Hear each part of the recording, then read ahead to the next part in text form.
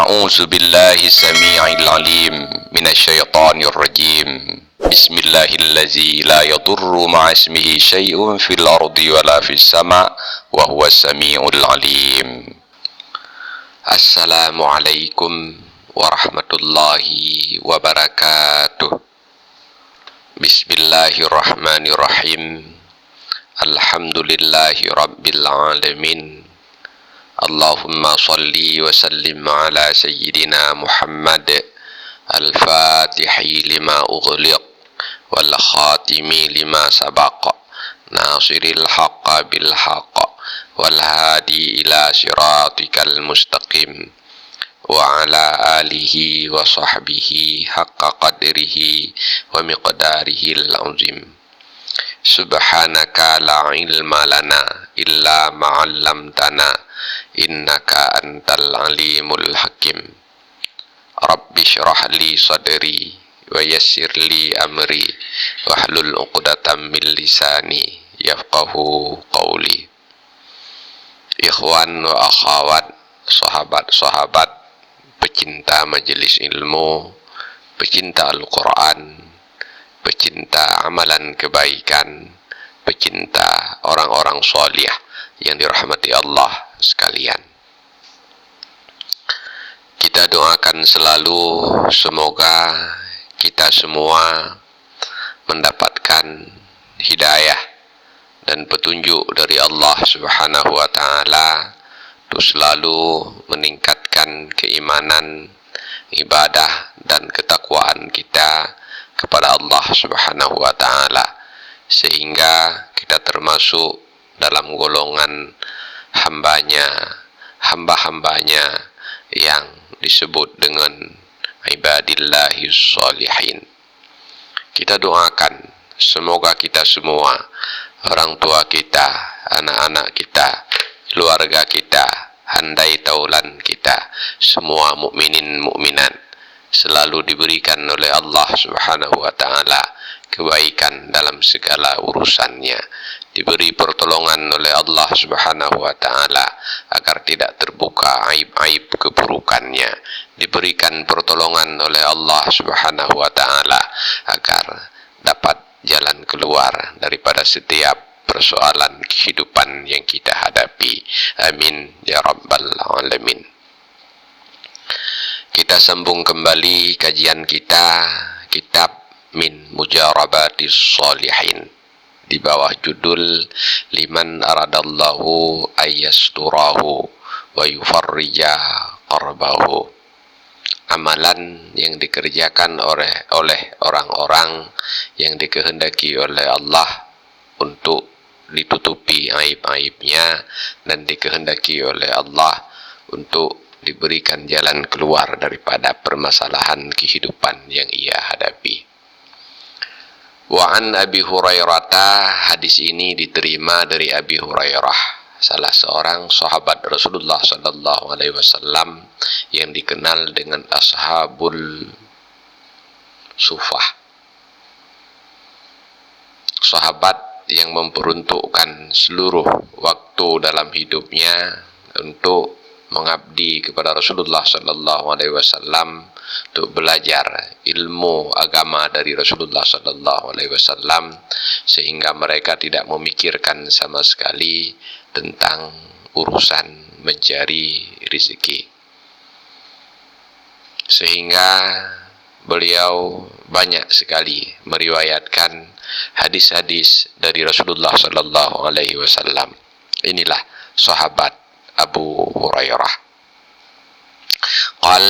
Beliau berkata, qala Rasulullah sallallahu alaihi wasallam, telah bersabda Rasulullah sallallahu alaihi wasallam, man satara akhahul muslima satarahullahu yaumal qiyamah. Siapa saja yang menutup aib saudaranya yang muslim di dunia ini, maka Allah akan menutup aibnya nanti di yaumil qiyamah. Orang-orang yang dikehendaki oleh Allah agar di yaumil qiyamah nanti aibnya tidak dibuka di hadapan khalayak ramai, hisabnya ringan, dan dia mendapatkan keampunan dari Allah Subhanahu wa taala. Salah satunya adalah orang-orang yang ketika hidup di dunia ini ia menutup aib saudaranya yang muslim. Ia tahu kesalahan yang dilakukan oleh saudaranya yang muslim, tapi tidak ia publikasikan untuk diketahui oleh orang lain. Dia tahu ada kekurangan pada saudaranya yang muslim, tapi tidak dia sebarkan untuk diketahui oleh orang lain. Ia tahu saudaranya yang muslim melakukan perbuatan yang tidak pantas, lalu ia menutupinya. Maka sebagai balasannya, nanti di yaumil qiyamah Allah akan menutupi aib-aibnya. Allah akan mengampuni dosa-dosanya. Wa man nafasa an akhihi qurbatan min qurabid dunya, nafasallahu anhu qurbatan min qurabi yaumil qiyamah. Dan siapa saja yang mengurangi daripada saudaranya kesukaran daripada kesukaran dunia, satu kesukaran daripada kesukaran dunia, nafasallahu anhu qurbatan min qurabil yaumil qiyamah, maka Allah akan mengurangi daripadanya satu kesukaran daripada kesukaran di yaumil qiyamah. Orang yang dikehendaki oleh Allah nantinya di yaumil qiyamah, persoalan berat yang dihadapi di yaumil qiyamah akan dikurangi oleh Allah Subhanahu wa taala. Cirinya di dunia ini adalah ia suka membantu saudara-saudaranya untuk terlepas dan keluar daripada persoalan kehidupan yang ia hadapi. Ketika ia tahu ada saudaranya yang beriman, saudara muslimnya mendapat penderitaan, dia berupaya sekuat tenaga untuk membantu saudaranya keluar daripada persoalan kehidupan tersebut, bukan malah menambah beban saudaranya yang sedang ditimpa musibah. Orang seperti inilah nanti di yaumil qiyamah akan dikurangi, akan dihilangkan bebannya oleh Allah Subhanahu wa taala. Wa innallaha fi aunil 'abdi madamal 'abdu fi auni akhi. Dan sesungguhnya Allah selalu berada di dalam pertolongan kepada hamba-hambanya selama hamba tersebut berada di dalam pertolongan, memberikan bantuan kepada saudara-saudaranya. Orang yang dikehendaki oleh Allah untuk mendapatkan bantuan dan pertolongan dari Allah, cirinya adalah mereka selalu membantu saudara-saudara seimannya. Maka orang yang melakukan kebaikan kepada saudara seimannya, orang yang memberikan bantuan kepada saudara seimannya, pada hakikatnya ia sedang memberikan bantuan kepada dirinya sendiri, karena setiap kebaikan yang ia lakukan merupakan energi yang akan kembali kepada dirinya sendiri. Allah Subhanahu wa taala menjanjikan bahwa Allah akan selalu membantu hamba-hambanya yang selalu membantu saudaranya. Akhrajahu Ahmad wa Nasa'i wal Hakim. Hadis ini dikeluarkan, diriwayatkan oleh Imam Ahmad dan Imam An-Nasa'i dan Hakim. Wa an Maslamah bin Makhlad radhiyallahu anhu qal. Hadis yang kedua diterima daripada Maslamah bin Makhlad. Beliau berkata, qala an-nabiyyu sallallahu alaihi wasallam, telah bersabda Rasulullah sallallahu alaihi wasallam, man satara musliman satarahullahu fid dunya wal akhirah. Siapa saja yang menutup aib saudaranya yang muslim di dunia ini, maka Allah akan menutup aibnya di dunia ini juga di akhirat nanti. Orang-orang yang suka menutup kesalahan, kekurangan saudaranya, maka Allah akan menutup kesalahan dan kekurangannya baik di dunia ini maupun di akhirat nanti. Wa man faqqa an maqrubin faqallahu anhu qurbatin min qurabi yaumil qiyamah.